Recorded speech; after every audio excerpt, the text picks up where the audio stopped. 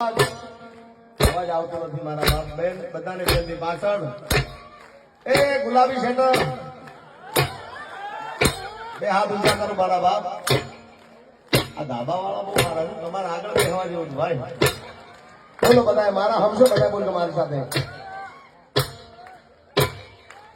Bhuj Mann Shri Radhe Bhuj Mann Shri Radhe